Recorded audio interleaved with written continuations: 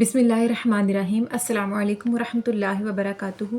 उम्मीद करती हूँ कि तमाम देखने वाले खैर आफियत से होंगे, अल्लाह ताला की रहमतों के साए में होंगे।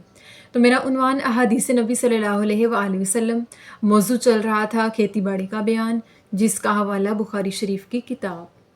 तो आज की हदीस है कि सहाबी राफ़े बिन खदीज रज़ियल्लाहु तआला अन्हु बयान करते हैं कि मदीना में हमारे पास दूसरों से ज़्यादा खेत मौजूद थे, जो कि हम दूसरों को जोतने और बोने के लिए इस शर्त पर दिया करते थे कि खेतों का मखसूस हिस्सा मालिक का होगा और उसकी पैदावार भी मालिक की होगी। और बाज़ दफ़ा ऐसा होता कि उसी मखसूस हिस्से की पैदावार मारी जाती और बाकी हिस्सा जो कि किसान के बोने वाले के हिस्से का होता वो सलामत रहता। और बाज़ औक़ात ऐसा होता कि सारे खेत की पैदावार मारी जाती और उस मालिक का मखसूस हिस्सा बच जाता। तो फिर आका अलैहिस्सलाम ने हमें ऐसे मामले को करने से रोक दिया। और उस वक्त सोना चांदी के बदले में ज़मीनों का ठेका देने का रवाज नहीं था। इस हदीस पाक की वजाहत ये कि सहाबी राफ़े बिन खदीज बयान करते हैं कि मदीना में हमारे पास खेतों की तादाद बहुत ज़्यादा थी, जो कि दूसरों की निस्बत, दूसरों के खेतों की निस्बत काफ़ी ज़्यादा थी, और हम उनको दूसरे लोगों को उनके कारोबार को चलाने की खातिर हम उन्हें हल चलाने के लिए, जोतने और बोने के लिए अपने खेत दिया करते। और जो लोग यानी जो किसान उस खेत में फिर काम किया करते, उसके साथ हम इस बात की ठेकेदारी किया करते कि खेत का ये मखसूस हिस्सा मालिक का यानी हमारा है और बाकी का हिस्सा किसान का यानी काम करने वाले का है। फिर इस मामले में ये हुआ करता कि बाज़ औक़ात मौसम की ख़राबी की वजह से कुछ मखसूस हिस्सा कभी मालिक का ख़राब हो जाता, यानी उस पर उगने वाली पैदावार ख़राब हो जाती, या कभी किसान के हिस्से वाली पैदावार ख़राब हो जाया करती। तो इस पर कभी मालिक को नुकसान होता और कभी किसान को नुकसान होता, और कभी मालिक को फ़ायदा होता और कभी किसान को फ़ायदा होता।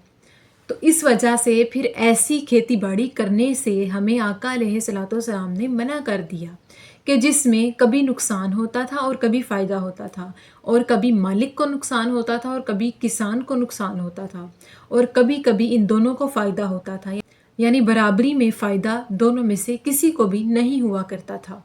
इसी वजह से आका अलैहिस्सलाम ने ऐसी खेती बाड़ी, ऐसा कारोबार, ऐसा मामला करने से हमें रोक दिया।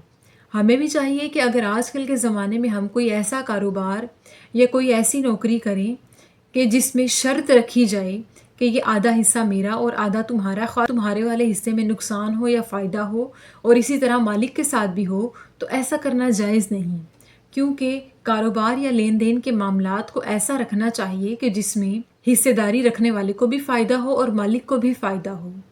और इस हदीस के आखिर में सहाबी बयान करते हैं कि उस वक्त खेती बाड़ी के बदले में सोने चांदी का ठेका या सोने चांदी के बदले में ज़मीनों के कारोबार का ठेका या इस तरह के लेन देन को रखना उस वक्त रवाज ही नहीं था। यानी किसी माल के बदले में खेती बाड़ी के फ़ायदे को या उसके लेन देन को या आपस में माल की शर्त ज़मीन से और ज़मीन की पैदावार की शर्त से माल या सोने चांदी को रखने का उस वक्त रवाज ही नहीं था। तो आजकल के दौर में ऐसा हो सकता है कि अगर कोई शख्स किसी की ज़मीनों पर काम करे और उसको कहा जाए कि अगर अल्लाह की तरफ से इन ज़मीनों पर मौसम की वजह से नुकसान हो गया तो दोनों बराबर का नुकसान उठाएंगे, और अगर फ़ायदा हो गया तो बराबर का फ़ायदा उठाएंगे, और किसान को उसकी मेहनत मालिक की तरफ से नुकसान की सूरत में भी दी जाएगी। लिहाजा दोनों तरफ का फ़ायदा रख के, दोनों तरफ की मेहनत और कमाई रख के ऐसे मामलात, ऐसे लेन देन को करना चाहिए। तो अल्लाह ताला से दुआ है कि अल्लाह पाक हमें आका अलैहिस्सलाम की सुन्नतों पर अमल पैरा होने की तौफीक अता फ़रमाए, और हमें सही मानों में दीन की समझ बूझ अता फ़रमाए, और हमें मोमिनीन में से करे। आमीन सुम आमीन। शुक्रिया।